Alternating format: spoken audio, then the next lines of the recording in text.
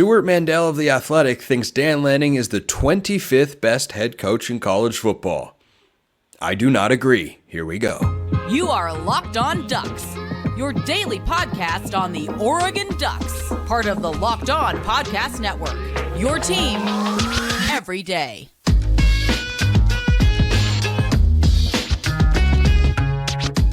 Yes, it is that time once again for Locked On Ducks. I'm your host, Spencer McLaughlin. Thank you so much for making this your first listen or your first view of the day. Part of the Locked On Podcast Network, your team every day. This is your daily source to stay up to date with the Ducks. If you have not already, please like, comment, subscribe, rate, and review wherever you listen to or watch this show, which today is brought to you by our friends at Nissan. Are you the kind of driver that likes to push things just a little bit further? Ever wonder what adventure could be around the next corner? Take the Nissan Rogue, Pathfinder, or Nissan Armada and go find your next big adventure. Check them all out today at nissanusa.com. So, Stewart Mandel of The Athletic released a list, and I think Stewart does a lot of great reporting. I don't think this is his best work.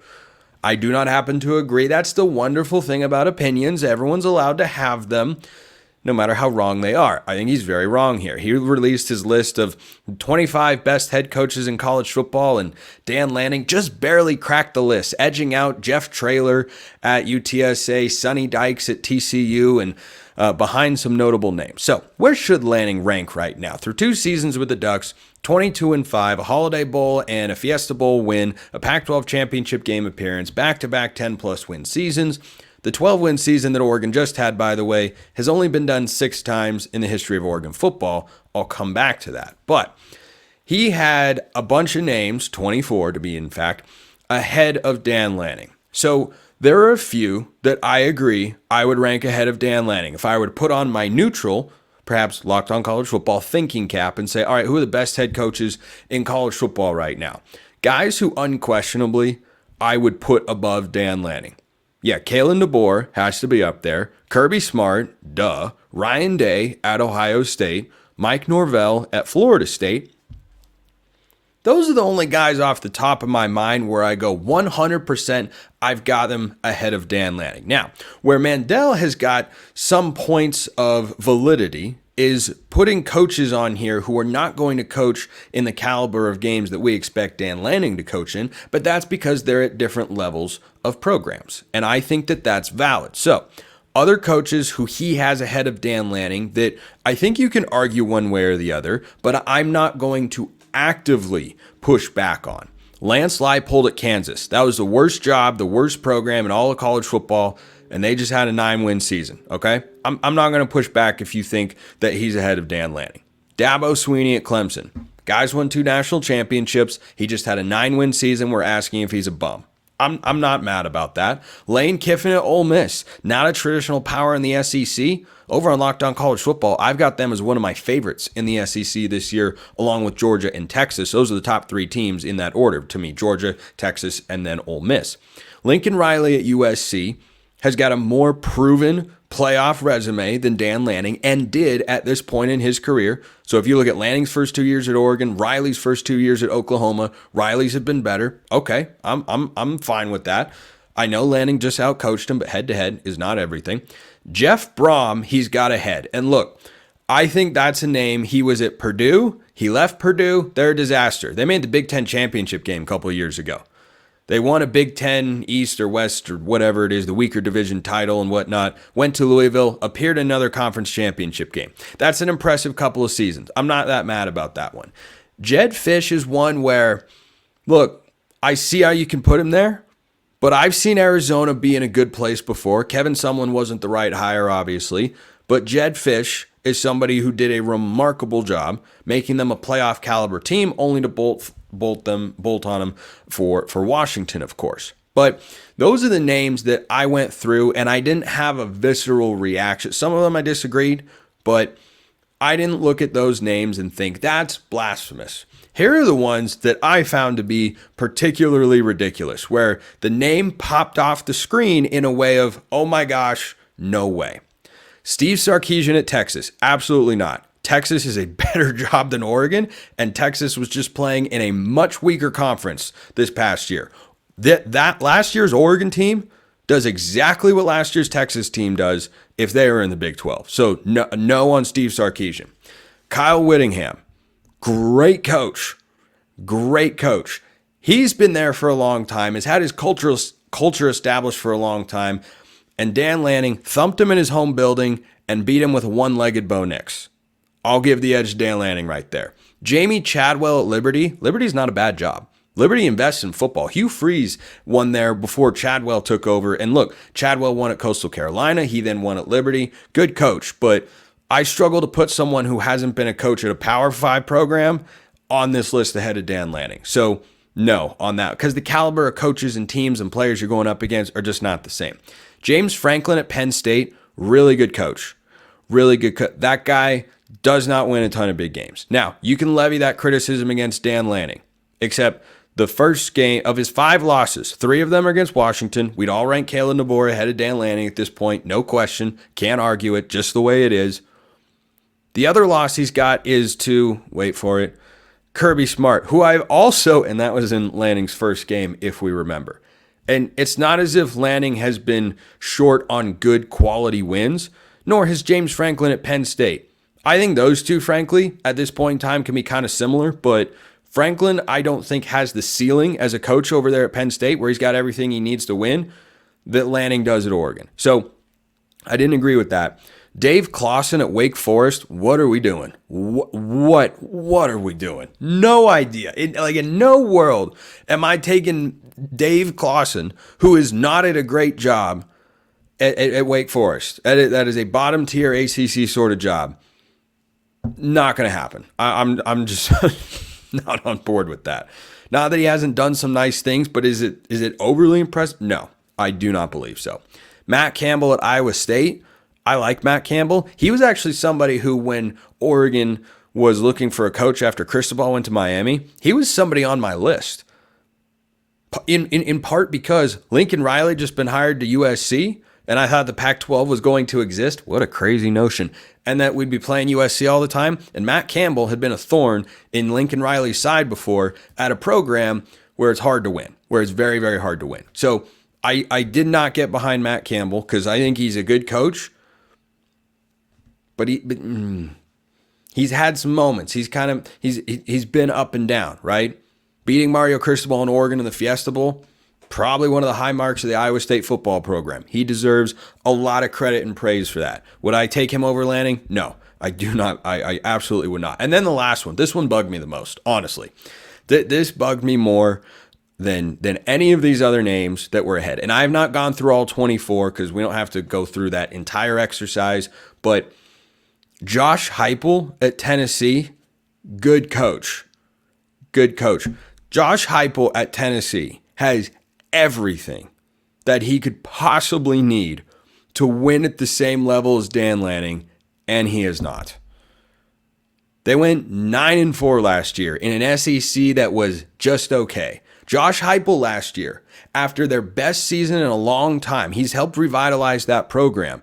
It's not as if he's out there winning and slumming it at some program that's barely got the facilities and money and brand and tradition to keep up. No, they sell out Old Rocky Top every single week over there in Knoxville. That's just no way. Heupel last year in 2 games against ranked opponents, I think that was Georgia and Missouri, lost in Mario Cristobal fashion. 76-17 were the combined scores, or somewhere in that range. Lanning's been blown out once, and it was in his first game in which he was clearly overmatched with the roster that he had, and it was his first game ever as a head coach. His other losses, he had a horrible collapse against Oregon State in year 1. Totally agree. Not going to argue that. And he has 3 3-point losses to the guy who's now the head coach at Alabama. So I would not put Dan Lanning outside the top 15 of college football coaches. Having him at 25 is frankly pretty ridiculous. Mandel, to his credit, did say Lanning could very well, be inside the top 10 very soon, but I don't want to minimize what winning 12 games means.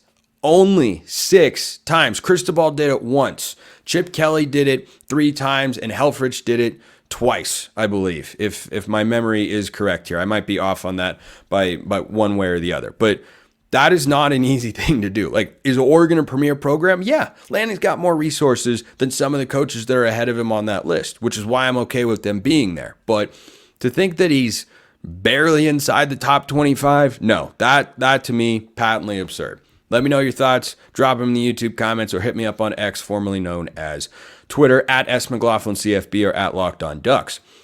Going into spring football, which starts in just 2 days. How exciting is that? I wonder what the secondary is going to look like. I wonder how much we're going to learn in the first couple of days. I also wonder if you've checked out Nissan yet, because if you're the kind of driver that likes to push things a little further, or you ever wonder what adventure could be around the next corner, our friends at Nissan have a lineup of SUVs with the capabilities to take your adventure to the next level. The 2024 Nissan Rogue. It's perfect for city drives and great escapes. Class exclusive Google built in is your always updating assistant to call on for almost anything. Gone are the days of connecting your phone. Google Assistant, Google Maps, and Google Play Store are built right into the 12.3-inch HD touchscreen infotainment system. The 2024 Rogue is the perfect midsize crossover for your next adventure. You can also check out the Nissan Pathfinder or Nissan Armada, where you get up to 8 bodies in those particular SUVs with all sorts of towing power as well. 6,000 pounds towing with a Nissan Pathfinder. Ooh, boy. You can take the Nissan Rogue, Nissan Pathfinder, or Nissan Armada and go find your next big adventure. Shop at nissanusa.com. That's nissanusa.com.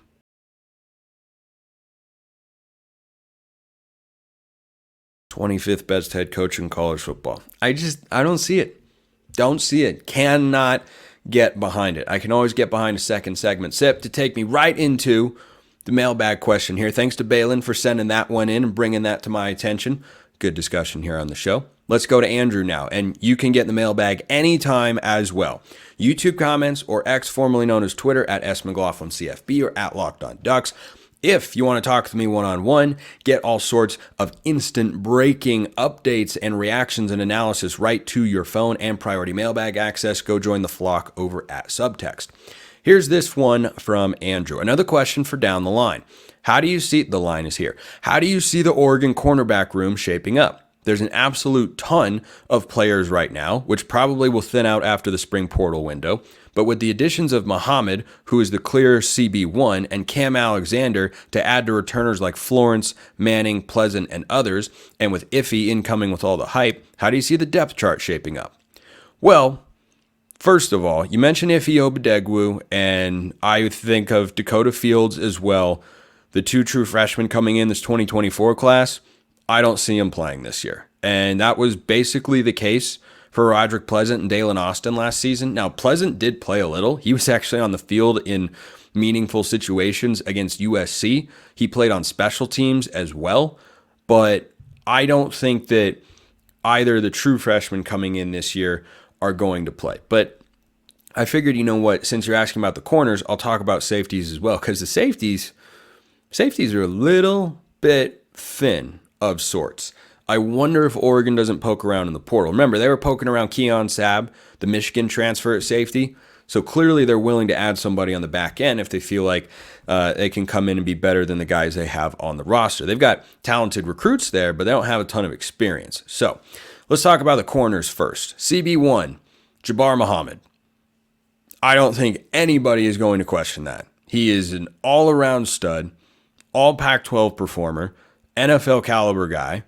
I think he's going to have a heck of a single season with the Ducks and could be the next corner taken in the first 2 or 3 rounds. Because Gonzo went in the first. Kyrie Jackson is probably going to go in the second. Maybe he falls to the third. Could be a second-round pick. Jabbar Muhammad will be the next Oregon corner taken in the first 3 rounds. So I think we're all in agreement right there. Backing him up, this is an or for me. Dante Manning or Sione Laulea. Number 1 JUCO corner in this 2024 cycle. I have a hard time believing he doesn't play at all. However, George Silva was the number 1 offensive tackle in last year's class coming from the JUCO ranks. Now, he was much more of a project. Physically, he was newer to the game of football, but he didn't play meaningful snaps this year for the Ducks. He's a backup tackle. So, the number 3 or 4 guy. I think you'd have Feope Lalaulu as your number 3 tackle, and Silva was your 4th. So, on the two deep, but, thankfully Connerly and Cornelius stayed healthy all year. They're both studs, and they're both back this year. So I think Laulea could work himself into the mix. On the other side at corner, I think you've got Jaleel Florence.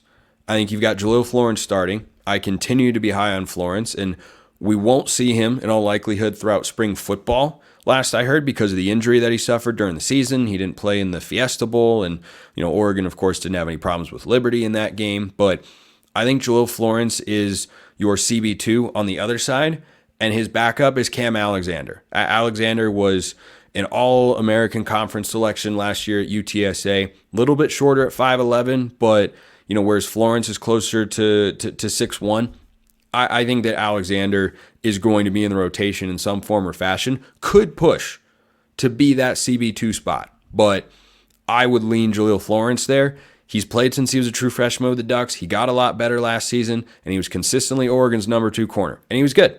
He was good. Can still improve. Everybody can. But most of the plays where Florence struggled last year, he was being matched up against Roma Dunze. Like, what are you going to do against that guy? So, at the nickel spot, there are 3 defensive back spots left to look at here. I think Brandon Johnson is Oregon's starting nickel, the transfer from Duke, 2-time All-ACC honorable mention selection. I think he's somebody who comes in, starts at nickel right away, but is not the only guy that plays at that spot. Now, what's going to be interesting is how the next 3 positions rotate, right? Your nickel, your free safety, your strong safety.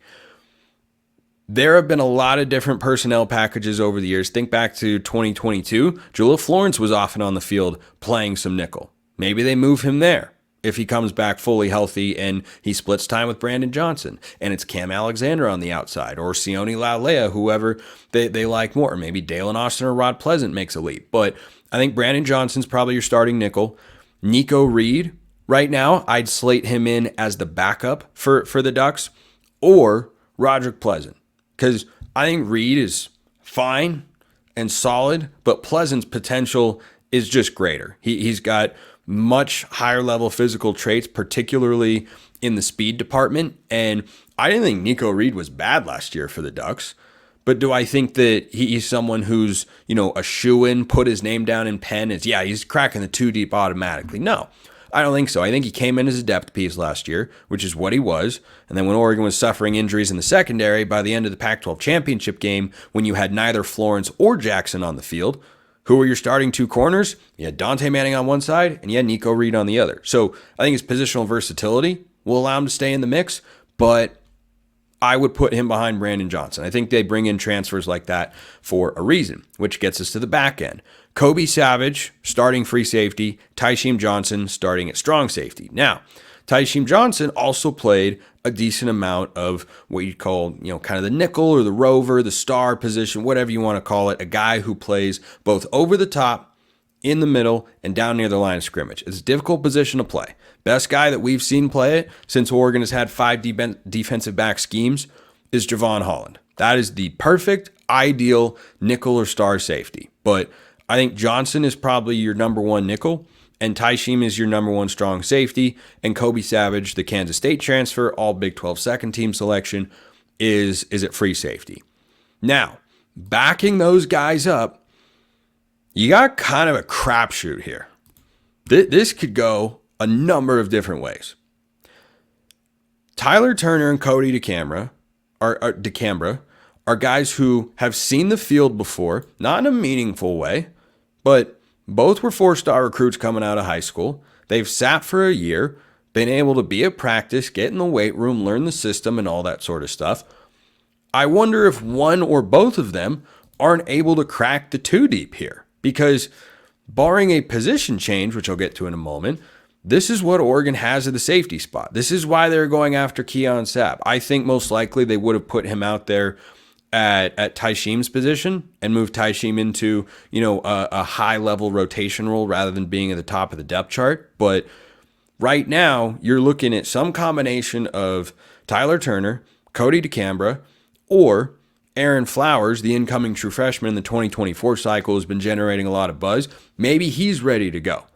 And if he's ready to go, he could crack the rotation. Like he'll have an opportunity during spring football here to showcase to the coaches, yeah, okay, I'm ready to play college football. There is, however, one more option, and I really wouldn't rule this out because we saw the staff do something similar last year.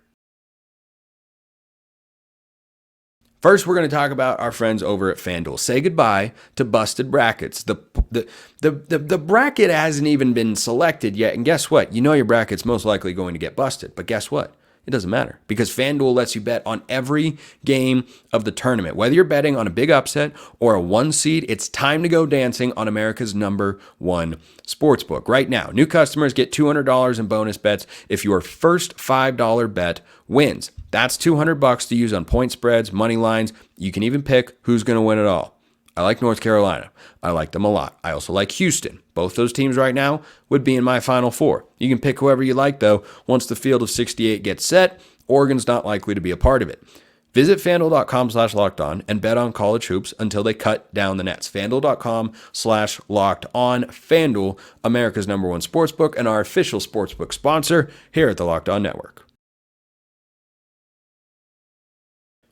The other thing this coaching staff could do during spring football is they could have somebody change positions. And this is something we saw really with 2 guys last year. Bryce Betcher in the spring game was playing safety. He was playing linebacker by the time the season got underway. Jamal Hill went into spring technically as a safety coming off the 2022 year. They moved him down to linebacker. So this staff clearly is not afraid, nor should they be, of making a tweak. And I think both those guys, especially Jamal Hill, really worked out for the Ducks last season. So when you look at what they have in the secondary, the number of just corners or guys that are listed as, defensive backs, this move is 100% in play. Now, Brian Smith has suggested it was Sione Laulea before, the JUCO transfer coming in that, at 6'3", maybe he's someone who reminds them a bit of Brian Addison, who's played a good amount the past couple of seasons for this staff. I know he transferred away because his playing time went down a bit, but clearly, he was out there in 2022 for a reason. He's got elite physical traits, and so too does Sione Laulea, who's 6'3". Addison was 6'5", but having that sort of length could be a valuable asset back there. Or maybe they look at a guy like Kamari Terrell or Roderick Pleasant or Dalen Austin or one of the guys I mentioned. Maybe they see Cam Alexander as a safety, but someone is going to either change positions here or you're going to have a true / redshirt freshman as a part of the 2 deep. One of those things has to happen because from last year's safety room, Oregon lost Steve Stevens, Oregon lost Evan Williams. And those were 2 guys that were on the field a lot for the Ducks. I also feel like I'm forgetting somebody. Well, Brian Addison, Damon David, who were more depth pieces, that's 4 guys out of the room that were either on the 2 or 3 deep or were regular players for the Ducks. So they brought in Savage. He's going to start. They brought in Brandon Johnson. But you got to have more than just top-level guys, not just for fatigue purposes, but for injury purposes. So I'm really interested to see who that could be and understand what that's going to look like as it plays out on Oregon's defense. But there are a lot of corners in that room. Somebody might be making the switch. We've seen Triquez Bridges go from safety to corner, and there was a lot of speculation in the last couple seasons about, well, could he move back to safety? Well, he's not there anymore. He transferred to Florida, and I just wonder if there isn't going to be a move from one of those cornerbacks that normally would play on the outside but has a better chance to see the field, and Oregon needs him to play over the top. Maybe it's, somebody smaller, maybe it's somebody bigger. I don't know. Really interested to see how that plays out. But Andrew, thank you as always for the question. Let's wrap things up with a couple of important questions and then my favorite question of the show. So, men's basketball kicks things off later this week in Las Vegas, where I will happen to be, not for the Oregon games, for Southern Utah, but the women made the conference tournament. Oregon got the 4 seed, which is more than a little unfortunate as they seek a path to make March Madness, which is still possible. This is not a 0% possibility. I'll give it a 5% chance based on what I've seen so far. So their first game will be against the winner of UCLA and Arizona State. Those are both teams Oregon should be able to beat. even this Oregon team in its current iteration. The problem for Oregon is that in the semifinals, they'd have to play Arizona unless USC or Washington fired their coach, so that won't happen, or USC, who are injured and an absolute mess this year, can beat Arizona, the best team in the Pac-12 and a national title contender. The Ducks are just going to have to find a way to beat Arizona. Now, if they do, you play either Colorado, who Oregon went 0-2 against this year, or Washington State, who the Ducks split with this season, barring an upset or a magical run from, a Cal, Stanford, or Utah. So that's what the path is. Oregon's got to win 3 games, and I do not expect them to do it. We'll have a, final season assessment here on the show and everything, but hope is alive. That's the most optimistic I can be. There is still the possibility of Oregon playing in the NCAA tournament. And you know what I can assure you, as frustrating this season is for us as fans, a 2011 year that doesn't get Oregon in position, and they didn't win enough games that they needed to. They really just needed, just like last year, maybe 2 or 3 to go their way that didn't, right? Colorado at home, Arizona at home, Washington State at home. Probably needed at least 1, maybe 2 of those. And then you needed to not lose to UCLA and Cal. If those things take place, and Oregon wasn't that far off from having them take place, then they're an at-large team. But they're not, so here we are. Same sort of story as the last couple of seasons, which is why a lot of basketball fans, myself included, are frustrated. It's frustrating. I'm not going to sugarcoat that. And Dana Altman's frustrated. But as I talked about in yesterday's show, he's not going anywhere as Oregon's coach. The Ducks will have to fire him. I don't think they will. So Oregon can win their first game. They should win their first game, whether it's UCLA or Arizona State. The second game, though, if they win that game, I will have all the hope in the world and all the excitement you could possibly have trying to make a magical run through March Madness. And it's March Madness. Anything can truly happen. That is not a cliche. That is just a fact. Teams with a more dire situation than the Ducks right now have made deep runs in the tournament. That has absolutely happened. Look at Oregon State a couple of years ago. They went to the Elite Eight. The Elite Eight. They were like a first-round playing team in the Pac-12 tournament. They went to the Elite Eight. So I think anything can happen. I'll be watching. I'll be hoping for the best, but I'll be expecting the worst. That's the path, though. Got to beat Arizona. Well, got to beat the winner of UCLA and Arizona State. Beat Arizona, and then whoever comes out the other side of the bracket. Washington State's the best team, but it's March. Anything could happen. Flipping over to baseball.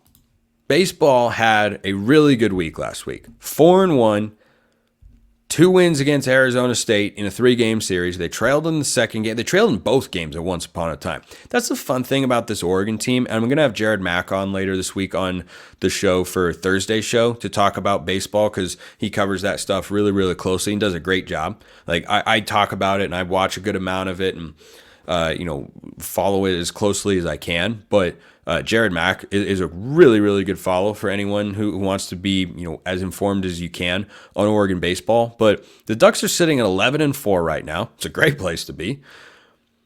Would like to be 12-3 and have not lost the home series to UC Santa Barbara. But, hey, the rain kind of put a damper on the bats and it didn't go particularly well. But they heated up down in the desert. 3-time defending WAC champions GCU, 2-game sweep. Arizona State, first series in Pac-12 play, win 2 out of 3. I'll take that every day of the week. I don't care who you're playing, win 4 or 5 on the road. That's a good stretch in my book. They have a Tuesday game, the day that this show is airing, against Portland at home. Should be able to beat the Pilots. I really hope they're going to be able to beat the Pilots. Then Cal comes to town this weekend, and the Bears are red hot. So they've won 4 games in a row, Cal has, 1 against Stanford, 3 against UCLA. I can't say I've done a deep dive on the Bruins baseball team, but they're usually pretty darn good. From what my memory is, Stanford, I know, is always good. So Cal is playing some really, really good baseball. That's going to be a stiff test. And I don't expect a sweep there from the Ducks. Just win 2. And definitely don't get swept at home. But that's where baseball stands. Again, 11-4 right now is a good place to be. They're on track to, be in a similar position to what they did a season ago, and you just got to build it 1 week at a time. And if you build it, they will come. As Field of Dreams said, movie. Anyway, let's close with this one on that random note. This question from Drastic MC. Podcast question. What's your favorite Family Guy episode? Mine is The Road to the Multiverse. Good choice. That's a good choice. I'm a big Family Guy fan. I have been for a long time. And this is among the most difficult questions I've ever received because there are so many options. There are so many options because you've got the Blue Harvest, the Star Wars episodes. You've got the murder mystery with James Woods. That one's fantastic. High School English is pretty great, where they make fun of The Great Gatsby, of Mice and Men, and Huckleberry Finn. Those ones are all amazing. I have to go with probably the first Star Wars spoof of A New Hope, Blue Harvest there. I mean, something Dark Side is really good, and which is episode 5, and then there's one of episode 6. I wish they would do the prequels because it would just be hysterical. But I remember the first time I watched that Blue Harvest episode, and man, I was laughing the entire time. Every joke was killing me. Like, one of my favorite ones is Stewie as Darth Vader sticks his head out the window of the Star Destroyer and he smashes Leonard Nimoy's mailbox. Like, that stuff kills me. So I'll go with Blue Harvest there. But I respect the Road to the Multiverse pick. There are a lot of great ones, but that's my selection there. Tough, hard hitting question. Appreciate everyone listening. I'll see you next time. Have a wonderful rest of your day, and go Ducks.